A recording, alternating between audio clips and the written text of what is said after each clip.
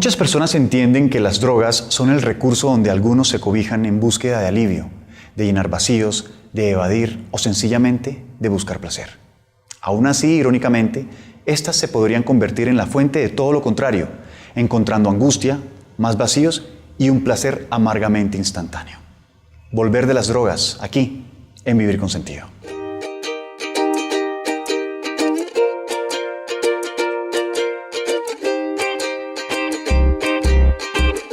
Bienvenidos una vez más a nuestro programa Vivir con Sentido. Nuestro tema de hoy es volviendo de las drogas. Efren, las drogas no son siempre como nos las pintan, ¿no? Generalmente son más peligrosas de como nos las pintan, ¿no? Eso ha venido cambiando. Antes nos las pintaban como algo gravísimo, después se perdió eso y ahora nos la pintan como cualquier cosa. Y realmente hoy tenemos un programa muy especial porque las drogas no son un tema solamente de un chico de 14 años. Las drogas acompañan a veces adulteces difíciles. Y por eso invitamos a una amiga del colectivo aquí ahora. Vivian, bienvenida. Gracias. Bienvenida, Gracias, Vivian. George. Ella es Vivian Campiño. Vivian, tú eres comunicadora social. Además, haces parte del colectivo Aquí y Ahora. Participas en el programa para prevención del consumo de sustancias psicoactivas, pero en el entorno laboral. Muy interesante eso, después vamos a hablar de eso. Y además tienes una charla testimonial. Así es, George. Muy interesante. Vivian, ¿cómo empezó tu historia? Ok, mi historia arranca a los 10 años con un Duonet. Era el aperitivo de preferencia de mi madre. Y en una comida con ellos, empiezo a insistir y que me dejaran probar el Duonet, pues, o el trago. Y dele, y por favor, y por favor, y por favor, y ellos que no, y yo que por favor, hasta que finalmente acceden, y yo lo pruebo. Si yo en ese momento hubiera sabido lo que a mí me esperaba, no me lo hubiera tomado. Uno, si mis padres en ese momento hubieran dicho no, tal vez la historia sería diferente. Pero el hubiera en este momento no sirve, pero sí de pronto sirve para reafirmar lo que tanto dice el doctor Efren a los padres de familia, y es cero alcohol a los niños y a los adolescentes. Esto tiene una explicación médica y científica, obviamente se la dejo a Efren. Digamos que pruebo y me engancho, como decimos los adictos, y tengo recuerdo muy claro de lo que sentí en ese momento, y sobre todas las cosas pues, físicas, el calor, etcétera, etcétera, pero sobre todo esa sensación de seguridad y tranquilidad. El miedo de pronto desapareció de mi vida, y adicional de sentirme el patito feo. Eso es el recuerdo que tengo muy claro de ese momento de donde arranco mi consumo. Vivian, tú empezaste con alcohol, ¿cierto? Contabas. Correcto. ¿Y posteriormente qué pasó?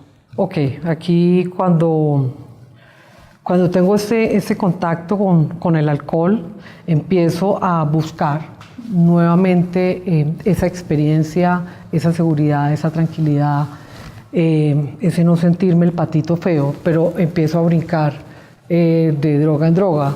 ¿Qué fue lo que el alcohol no te daba que querías buscar en otras cosas? Ok, es como si tú tienes una experiencia con algo, pero esa experiencia de ese momento la quieres repetir, pero yo me volví a tomar el alcohol y ya no la sentía ahí, ¿ok? Entonces obviamente eso también hace que uno empiece a consumir de cada una de las drogas un poquito más, un poquito más, un poquito más, buscando siempre esa primera experiencia. Entonces, como no lo conseguía con el alcohol, entonces me paso y aparece en el colegio una pastilla que se llamaba diazepam. ¿Cómo se llamaba? Se llamaba diazepam y la conseguía en la droguería de la esquina.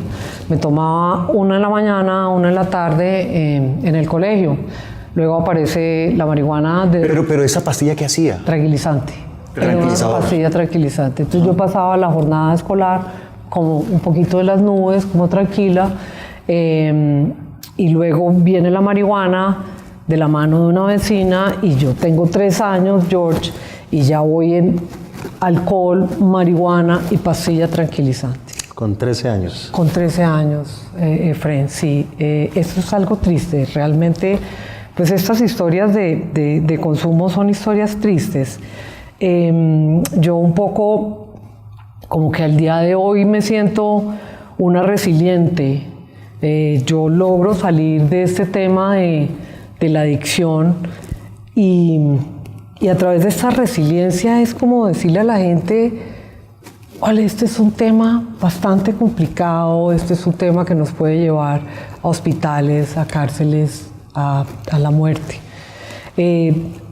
Consumí un rosario de cosas. Yo después de la marihuana empecé a buscar otras, en esa misma búsqueda permanente de más y más y más, y encontrar nuevas sensaciones y nuevas experiencias.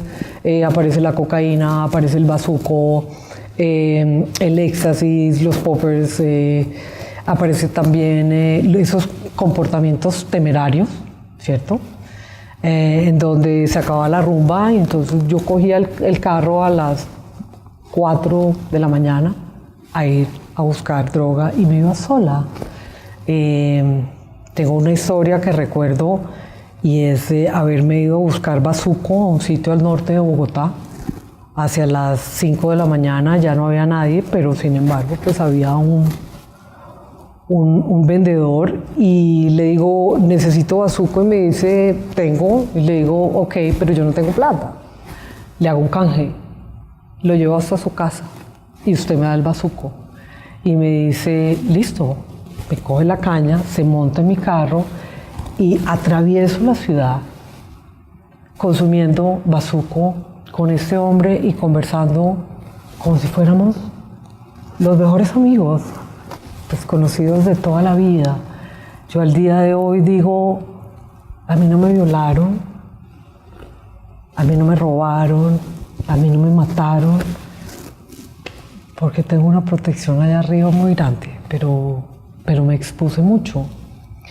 La adicción tiene muchas consecuencias, George, muchas consecuencias. Tiene consecuencias, por ejemplo, en la parte académica. Tú dijiste que soy una comunicadora social, estudié comunicación, terminé la carrera, pero nunca me gradué. Eso es una consecuencia. Algunas veces oigo, no sé si lo han oído, la coña en la radio de esta niña, dicen: Sofía, quería ser la mejor alumna en la universidad para ganarse la beca y así pagar su semestre y ayudar a sus padres, pero pierde el interés. Deja de asistir a clase. Ya me acuerdo de esa cuña, sí, que le están pasando a cada rato.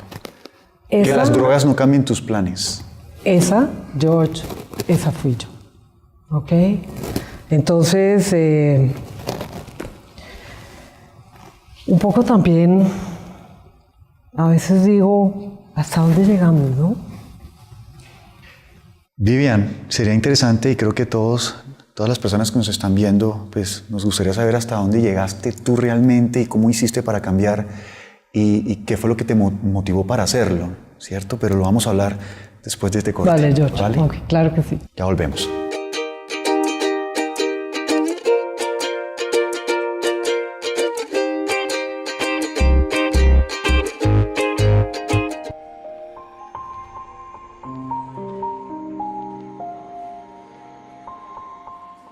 Pero para mí drogarse no tiene mucho que ver con la libertad, ¿sabes? Yo creo que si tú necesitas fumarte un porro para disfrutar una película de cine, ya vendiste la libertad. La libertad es poder hacer o no hacer lo que yo quiera. Que los seres humanos estamos condenados a ser libres y siempre tenemos opciones. ¿Cuál podría ser la solución? Lo que yo les aconsejaría es que le encuentren el sentido de su vida, que encuentren esas razones para ser felices. Para que puedas vivir con plenitud y con libertad. En la medida en que podamos aceptarlo, recuperamos nuestro propio poder. Lo único que tienes que hacer es abrir tu corazón. Y entre todos, hacer cambios y encontrar un sentido de vida. Si creemos que el cambio es posible, lo vamos a lograr.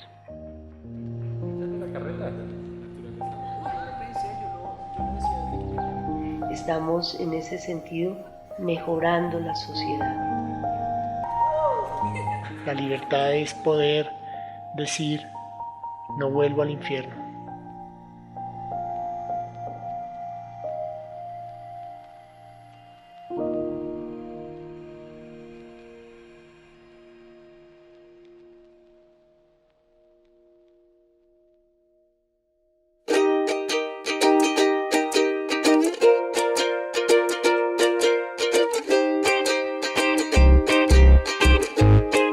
Vivian, ¿hasta dónde llegaste? Ok, George, yo pues llego hasta acabar con todo. Mi relación, trabajo, absolutamente todo. Pero hasta dónde llego realmente es hasta un hospital.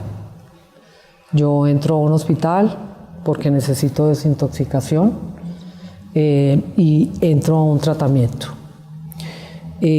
No lo hice en el colectivo, pero es un tratamiento muy similar a lo que hace el colectivo y la verdad es que al día de hoy yo digo, wow, gracias vida por haber tenido esa oportunidad. Realmente eso para mí fue mi salvación, el poder haber llegado a tratar mi enfermedad, el poder haberme permitido recibir ayuda, George. Uno de los temas cuando consumía era que yo pensaba que yo no necesitaba ayuda, Efren, que yo todo lo podía. Y hasta que no me di el gran totazo y toqué 1000 fondos, no entendí que esto es un tema de buscar ayuda, de verdad dejarse ayudar. Sí, hay un tema importante, Vivian, y se lo quiero preguntar a Efren. Hay muchas ideas con las que llegan las personas o al colectivo o a algún otro instituto que piensan que están bien, ¿cierto? ¿Cómo ha sido ese ingreso de las personas o qué creencias tienen cuando ingresan, Efren? Es que, sabes, es como un sesgo perceptivo. Cuando tú eres niño y ves los marihuaneros en el parque, los marihuaneros te parecen raros, hasta peligrosos. Una vez tú fumas marihuana, los marihuanos te parecen unos bacanes impresionantes. Los que meten otras cosas sí están graves. Lo que te quiero decir es que en la medida que tú pruebas cosas, vas andando con gente más torcida. Y en la medida que pruebas más cosas, vas andando con gente más complicada. Luego, tu margen de comparación siempre es con los que están peor. Claro. No con los que están mejor. Luego, tú nunca te ves mal, porque tú siempre ves a gente que está mucho peor. Hasta que ya estás muy mal, o sea, todo el mundo se da cuenta, menos tú. Tal cual. Es una trampa. Tal cual. Sí. Tal cual. Pero adicional a eso, entonces dejas de hacer cosas con las personas que no están mal, ¿cierto? Y empiezas a buscar espacios de consumo y solo te gustan los espacios de consumo.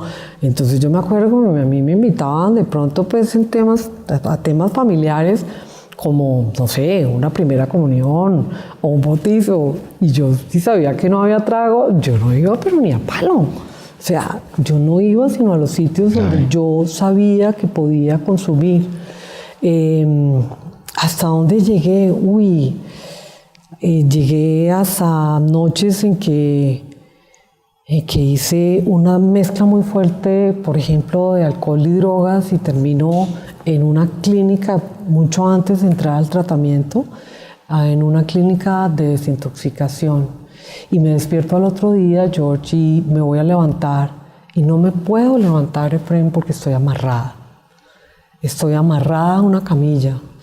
Al rato llega mi hermana, muy triste, y se sienta a mi lado y me cuenta que llegué la noche anterior tan violenta, tan agresiva, que agarré a puños y a patadas lo que se me atravesó, médicos, enfermeras, muebles, hasta que finalmente me tuvieron que sedar, me tuvieron que amarrar. Esas son historias muy tristes, de verdad. O sea, estos recuerdos son como wow. Las relaciones, George, las relaciones y cómo uno estas relaciones, yo a veces me siento como si hubiera sido un huracán que paso por la vida haciendo mucho daño. Tengo recuerdos también con mi madre. Eso es muy doloroso, ¿saben? Yo llegaba de rumba y ella se sentaba al pie de mi cama y yo enrumbada muchas veces con la nariz sangrando por el consumo de cocaína, y mi madre me decía: ¿por qué, Vivian? ¿Por qué? Y yo tengo ese recuerdo y digo: uy, qué duro. O sea, cómo causé dolor, mis relaciones afectivas también. También permití que me causaran mucho daño, obviamente, porque es como perder la dignidad. Entonces, si te quieren empujar, si te quieren maltratar, pues ya no importa, porque de alguna manera pues la perdiste. Claro. Efren, cuando la gente ingresa al colectivo, ¿cómo se conecta? Es decir, ¿cómo empieza ya a cambiar un poco la percepción, a quitar esos mitos que tiene, a saberse en problemas y además a conectarse con la vida, con lo que realmente vale la pena y para soltar esta dependencia? ¿Cómo es ese proceso? Yo creo que parte del éxito es que sabemos lo que está diciendo Vivian. Es decir, tú en un tratamiento tienes que comprender lo que vive la persona, lo que hay ahí detrás. Y tienes que comprender que la gente no tenía un plan para volverse así, ni para dañar a otros, ni para que su vida fuera así. Se fue dando.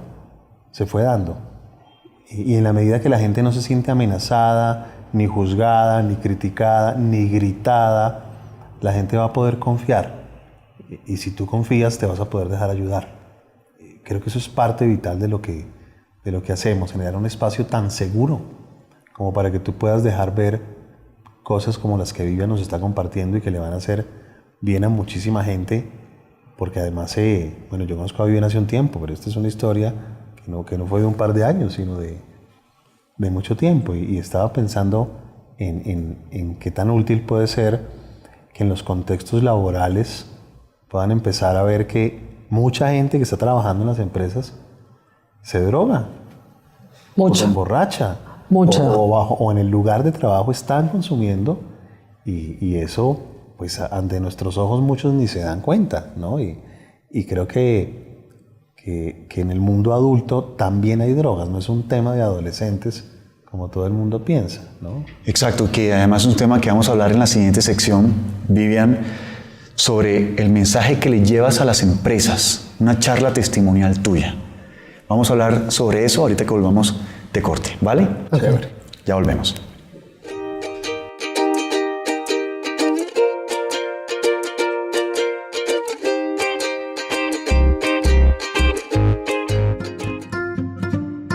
¿Qué es Te Apoyo? Te Apoyo es una iniciativa que integra digitalmente 2 décadas de trabajo con menores de edad y padres de familia. Pero, ¿qué hace Te Apoyo? Nuestros hijos nos piden un permiso como: mamá, me están invitando a la finca de Juan, todos vamos a ir, ¿me das permiso? Yo soy la única que nunca la dejan salir, y muchas veces no sabes cómo responder. Ahí apretamos el estómago, fruncimos el ceño y mentalmente se nos cruzan un montón de pensamientos. Y algunas veces damos por sentado acciones que creemos son obvias y pasamos por alto algunos puntos de la comunicación que pueden ser no tan obvios. Recordemos que somos generaciones diferentes. Entonces, muchas veces sentimos amenazada nuestra autoridad ante los cuestionamientos de nuestros hijos. Y para evitar explicaciones o razones de por qué no daremos un permiso, usamos una frase muy común: porque yo soy su papá y mientras usted viva en esta casa, hace lo que yo diga, generando en los jóvenes un sentimiento de rechazo. El problema es que sin darnos cuenta podemos deteriorar la relación con nuestros hijos y los dejamos expuestos a peligros reales como el consumo del alcohol, la sexualidad y drogas en edades tempranas. Durante estas 2 décadas hemos recogido información de los temas más sensibles en la educación de los adolescentes. Así, no daremos por sentado nada obvio, ni dejaremos al sentido común una actividad que es nuestra responsabilidad como padres. Te apoyo te dará herramientas y el conocimiento necesario para poder tomar una decisión adecuada y dar argumentos a tus hijos del por qué sí o no les vas a dar un permiso.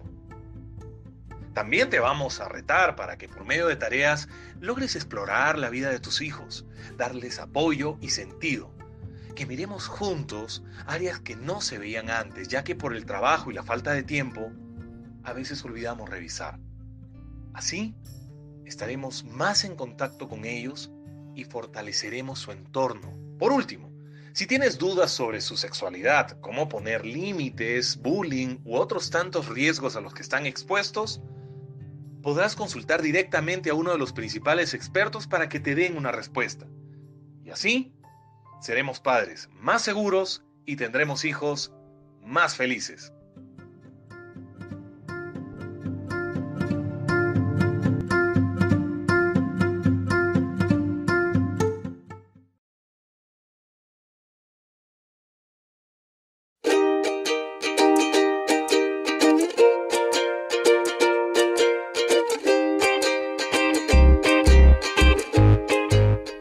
Vivian, ¿por qué te dedicas ahora a hacer charlas?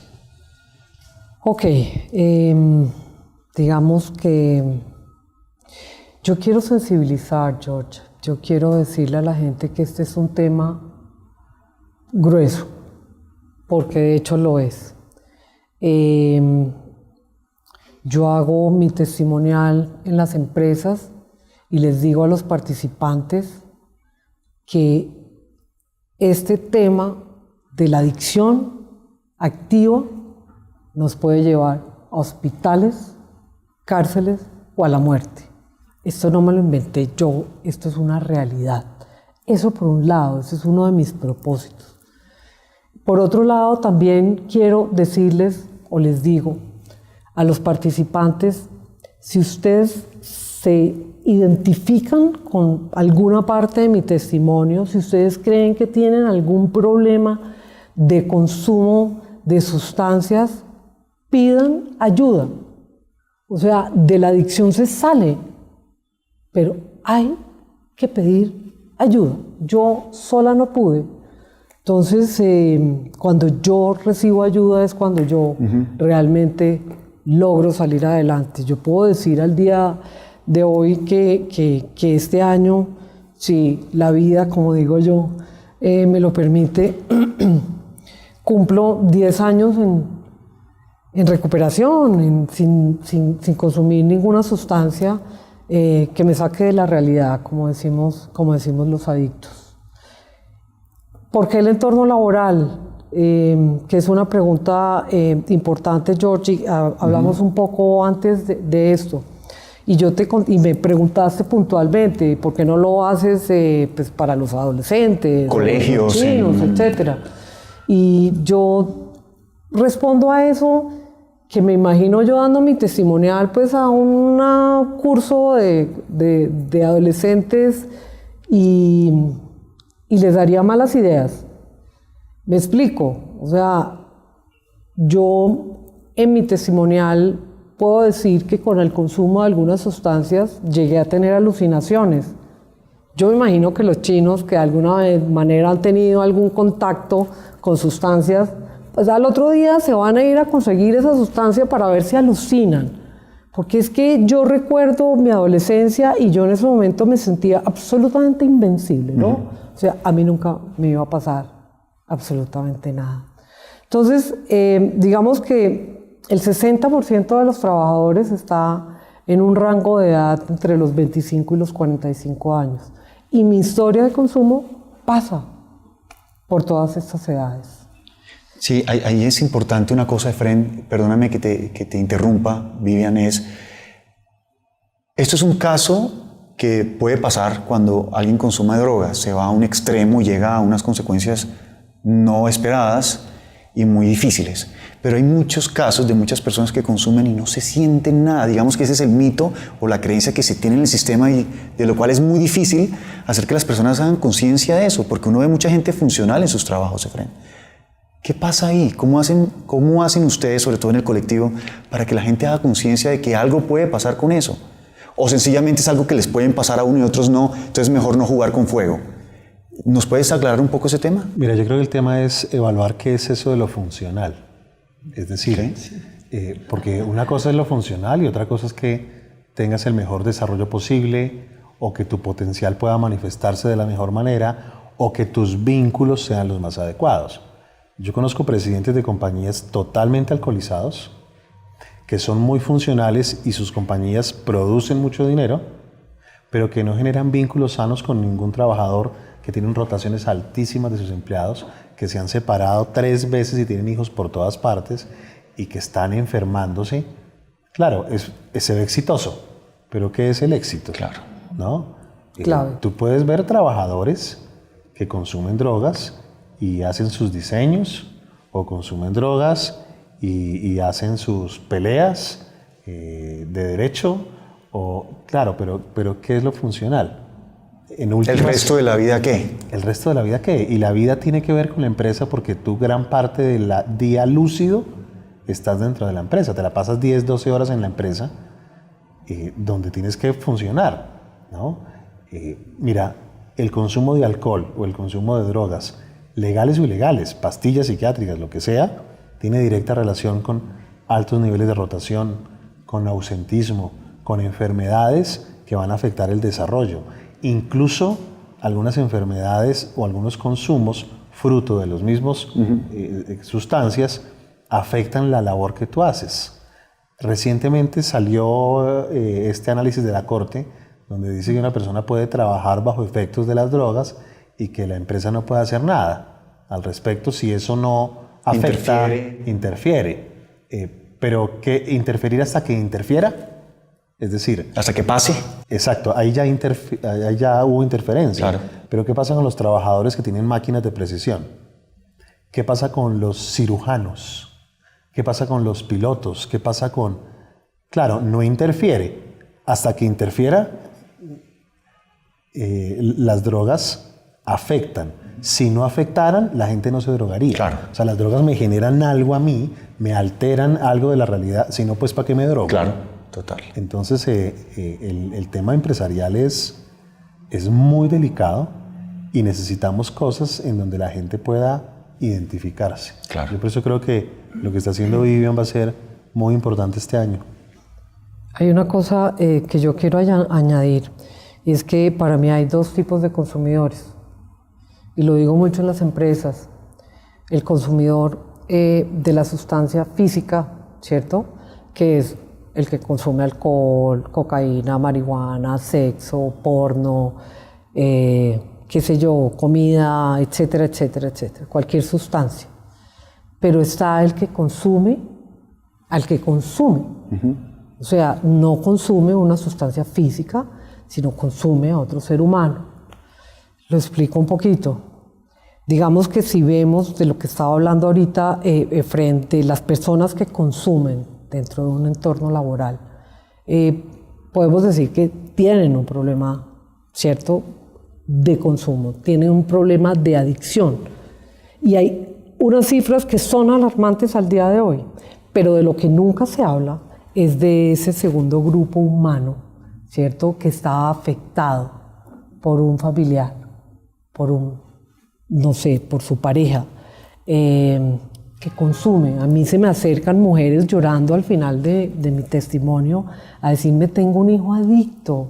Y esas personas también tienen consecuencias de ausentismo, riesgos laborales, porque no se concentran, baja productividad, etcétera, etcétera, etcétera. Entonces a mí me parece que esto a nivel empresarial sí hay un tema de unas consecuencias y que en últimas llevan a una consecuencia económica. Pero para mí fundamentalmente, George, en este momento es ponerse la mano al corazón, porque es una cuestión de compasión, de solidaridad hacia un trabajador que está enfermo. Buenísimo. Vivian, te agradecemos que nos hayas acompañado. Gracias. Tú me contabas ahorita que tenías tu charla testimonial dura aproximadamente 1 hora, 15 minutos.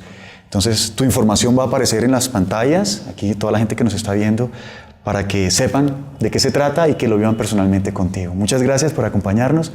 Y Efraín, gracias otra vez. A ti, George. Muchas gracias, Vivian. Gracias, George. Chao. Efraín, gracias por la invitación. A ti. Ok. Hasta luego.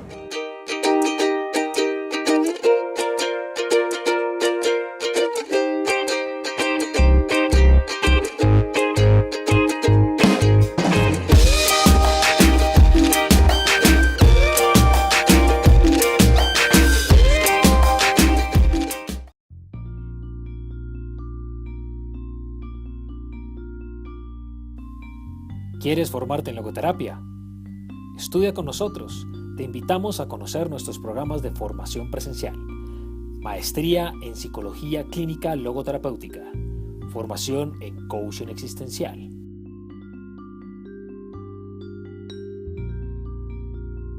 O accede a los programas de formación online. Ingresa a nuestra aula virtual www.saps-col.org/aula virtual. También podrás acceder a nuestros talleres de formación para potencializar el sentido de tu vida. Ingresa a www.saps-col.org e inscríbete a todos nuestros programas de capacitación. SAPS, Sociedad para el Avance de la Psicoterapia Centrada en el Sentido.